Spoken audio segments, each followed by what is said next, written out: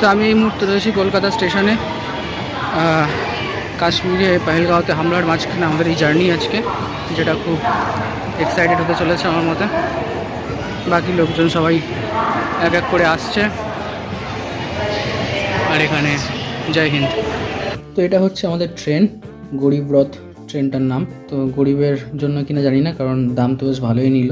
আমাদের ট্রেন ছিল 10:45 নাগাদ, তো টাইম মতনই ট্রেনটা ছেড়েছিল। এটা হচ্ছে ওয়াশরুমটা, মানে আমি প্রথমবার এসিতে আমি যাত্রা করেছিলাম ট্রেনে, এর আগে কখনো এসিতে যাইনি। তো এসির ভেতরে ওয়াশরুমটা কেমন থাকে, টয়লেটটা, সেটাই একটু কভার আপ করেছি এবং সবাইকে জাস্ট দেখানোর চেষ্টা করেছি যে ভেতরটা কেমন। ভালোই, খারাপ না। এটা হচ্ছে ভেতরে যে কামরাটা থাকে, সিট বগেরা কীরকম কী আছে, চার্জার থেকে শুরু করে লাইটের ব্যবস্থা, এর পাশাপাশি কতটা কমফোর্টেবল আমরা ফিল করতে পারি সেইটা রয়েছে।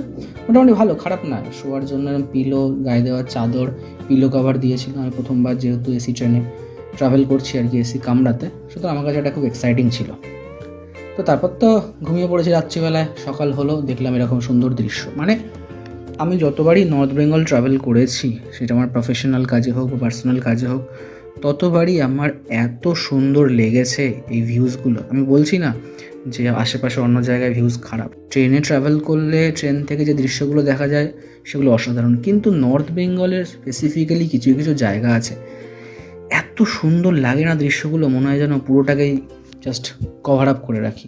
এখন দেখাতে গেলে তো অনেক কিছুই দেখানো যায়, সব তো দেখানো সম্ভব নয়, তবুও যেটুকু দেখা যায়, মানে সত্যি কথা বলতে কি, এই শহরের গণ্ডির মধ্যে থেকে, এই যে কংক্রিটের জঙ্গলের মধ্যে থেকে চোখটাকে একেবারে বিষিয়ে ফেলার থেকে মাঝে মধ্যে এরকম পাহাড়ে গিয়ে এরকম সুন্দর দৃশ্য দেখা, এক কথায় চোখের শান্তি। মানে অ্যাটলিস্ট আমার কাছে তো সেটাই মনে হয়, চোখের শান্তি ছাড়া এটাকে আমি কী বলবো।